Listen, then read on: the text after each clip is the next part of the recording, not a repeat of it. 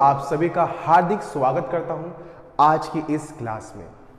आज की इस क्लास में हम बात करने वाले हैं एसएससी और बैंक एग्जाम की इंग्लिश के बारे में।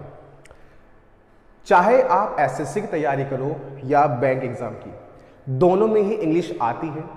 इंग्लिश में ऐसी क्या क्या चीज़ें हैं जो दोनों में कॉमन है, उन सभी को आज हम डिस्कस करने वाले हैं।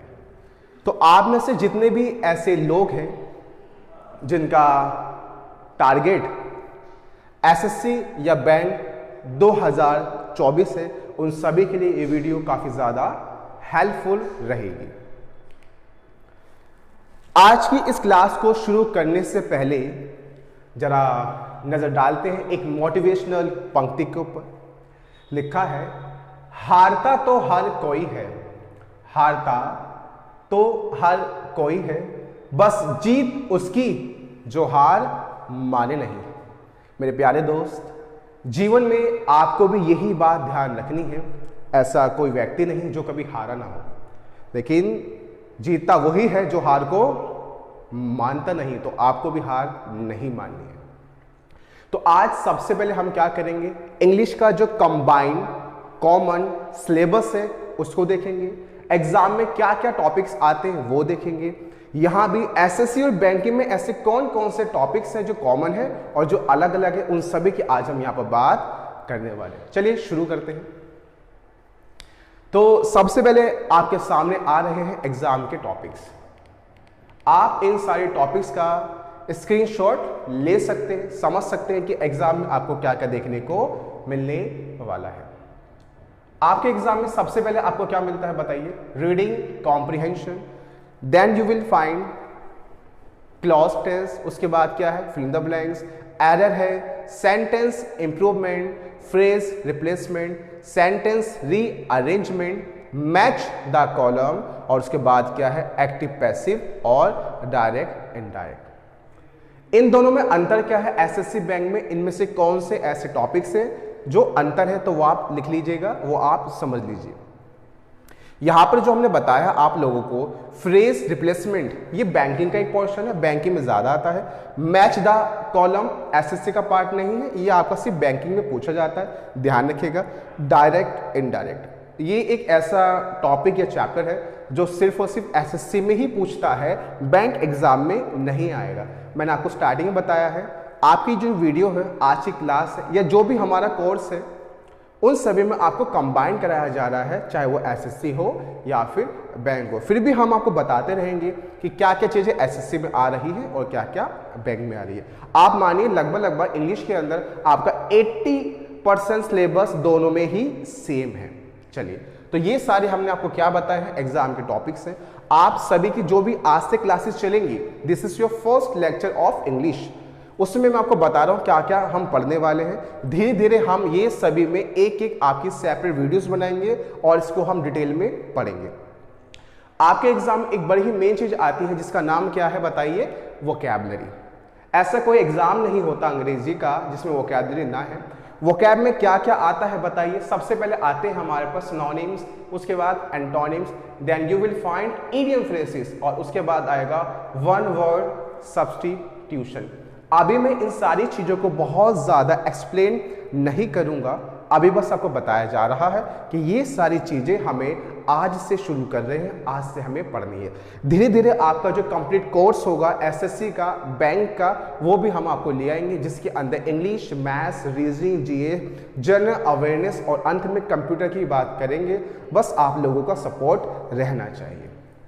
तो मैंने आपको बता दिया, एक ओवरव्यू दे दिया है कि किस प्रकार से आपकी जो क्लासेस है वो आगे जाएगी। एक और चीज़ है मेरे दोस्त, स्पेलिंग चेक। ये एक ऐसा पार्ट बन चुका है जो एसएससी बैंक दोनों के अंदर ही आ रहा है। आपको शब्दों की स्पेलिंग भी याद करनी होगी। आगे बढ़ जाते हैं। देखिए, अगर मैं इंग्लिश की बात करूं, एसएससी हो, बैंक हो या कोई भी एग्जाम हो, इंग्लिश को आप दो भागों में डिवाइड कर सकते हैं। कौन कौन सा? एक हो जाएगा इंग्लिश ग्रामर और दूसरा हो जाएगा आपका वोकैब्स, यानी कि वोकैबुलरी। वोकैबुलरी में आपको बता चुका हूं, synonym, antonyms, idiom phrases, one word, ये सब है। ग्रामर की हम बात करते हैं क्या क्या है। देखिए, ग्रामर में सबसे पहले आपको क्या पढ़ना है? सबसे पहले आप पढ़ोगे नाउन, उसके बाद प्रोनाउन, उसके बाद हम पढ़ने जा रहे हैं कौन सा बताओ? Tens plus verb. वैसे तो टेंस प्लस वर्ब में लोग क्या करते हैं, टेंस अलग रखते हैं और वर्ब अलग, लेकिन एग्जाम में क्वेश्चन कंबाइंड मिक्स होकर ही आएगा, तो हम आपको इसको एक साथ ही पढ़ाएंगे। Then we have article, adjective, adverb, conjunction, subject verb agreement. Banking के अंदर तो बहुत ही ज्यादा फेमस है, एसएससी में भी आता है, आपने सुना होगा ना, with, along with, together with, ये सब इसके अंदर आ जाता है।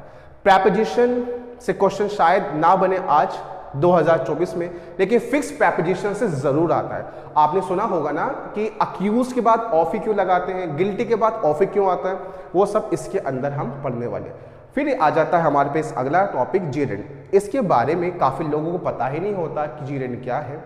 मैं आपको एक एग्जांपल देता हूं। मैंने कहा ही इज स्मोकिंग, दूसरा वर्ड आ गया smoking is injurious to health. अब आप मुझे बताओ इन दोनों सेंटेंस के अंदर जो स्मोकिंग है क्या वो दोनों में सेम है? बिल्कुल नहीं है, एक में कुछ और है और दूसरे में कुछ और है। तो जीरेंड में कुछ ऐसा ही आपको पढ़ने वाले हैं। सिंपल भाषा में जहां आईएनजी लग के नाउन बन जाए वो जीरेंड है, लेकिन हम इसको डिटेल में पढ़ेंगे कि कहां कहां आईएनजी लगती है, किन शब्दों में फिक्स है, कहां पर लगेगी, कहां पर नहीं लगेगी।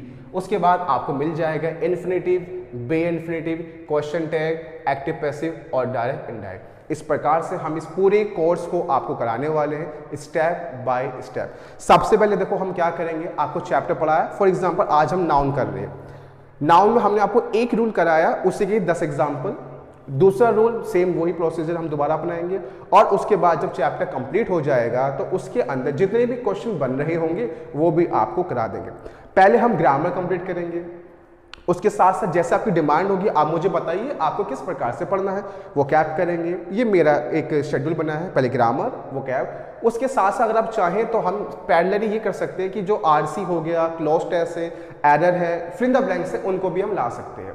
या तो उनको हम पैरेलल ही ले आएंगे, कोशिश करेंगे पैरेलल ले आए, साथ साथ रखें, क्योंकि अगर मैंने सोचा पहले ग्रामर कंप्लीट करूं फिर वो कैब, उसके बाद जो एग्जाम के टॉपिक्स हैं ये सब करेंगे, so it will take a lot of time. ऐसा नहीं करेंगे, ग्रामर साथ चलेगी, वो कैब वंस इन अ वीक ऐसे कर लेंगे, और साथ साथ में जो आरसी क्लोज टेस्ट है वो भी हम करते रहेंगे। और आगे आप लोगों की डिमांड है, जो आपको पसंद आएगा वो हम आपको प्रोवाइड करा देंगे।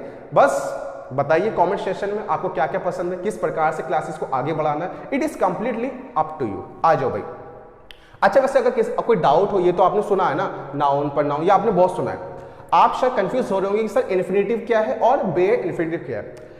आपने सुना होगा एक वर्ड टू, टी और टू, तो टू के बहुत रूल होते हैं, टू हमें कहाँ लगाना है, टू के बाद मेन वर्ब की कौन सी फॉर्म आएगी, ये सब हम पढ़ेंगे इन्फिनेटिव में।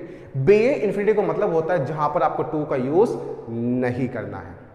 अभी इसमें आपको कंफ्यूज नहीं होना है, ये सिर्फ बस हमने आपको चैप्टर्स बता दी है। चलिए आगे बढ़ जाते हैं।